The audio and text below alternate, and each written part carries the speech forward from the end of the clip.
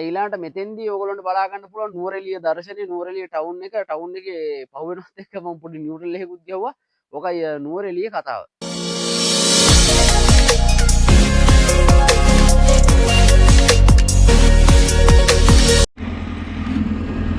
Right ඔන්න අපි දැන් ඉන්නේ නුවරඑළියේ. නුවරඑළියේ ග්‍රෙගරි වැව අසබඩ.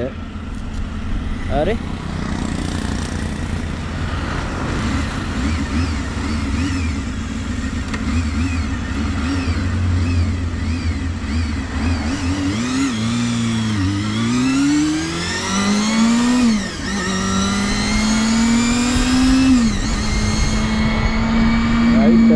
යකෝ මෙහෙටත් රස්නී වගේ මට මාර සීන් එකක්.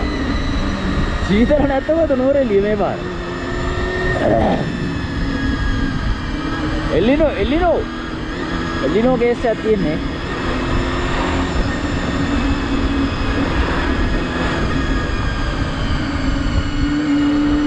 බඩගින්නකුත් තියෙනවා ඒ ගමන ටෙක් එකක් ගහමු.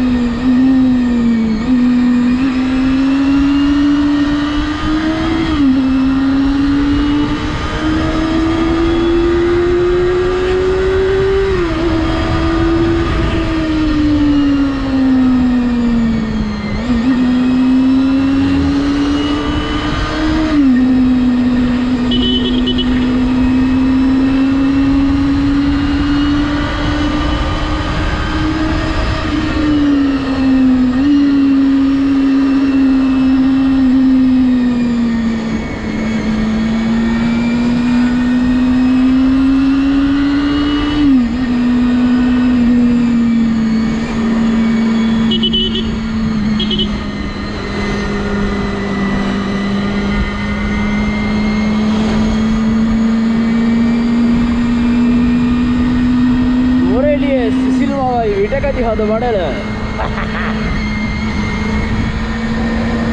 මහවන්නීය රුදුරු බවයි විටකදී හද මඩල.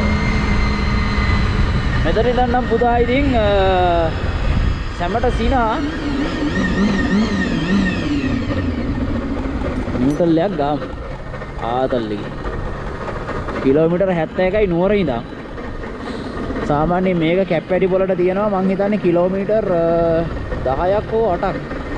කැප්පැටි පොළට එකම එක තැනක විතරයි ස්ටාර්ට් කරන්න ඕන වෙන්නේ.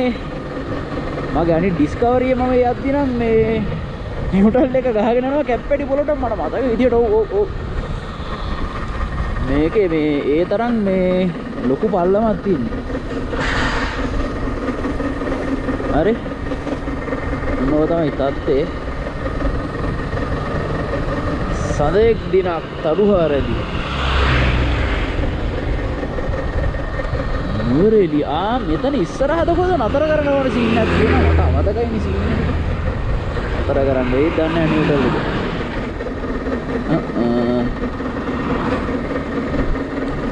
ඉස්සරහා වෙන්න ඕනේ නතර වෙන්න වගේ යන සීන් එක තනක් තියෙනවා. අතන බ්‍රේක් කරන්නේ යන්නේ නැති. Okay, let's go, Pullu, let's go.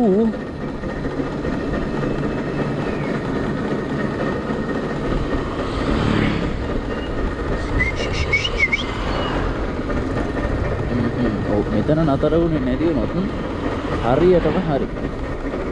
ඉස්සරහා තමයි නතර වෙන සීන් එකේ පොට් එක තියෙන්නේ. ඔන්න ඔය ටික අර නිල් පාට බෝඩ් එක පන්න ගත්තා නම් හරි. රයිට් පැනපිය නිල් පාට බෝඩ් එක. පැන්න. යයි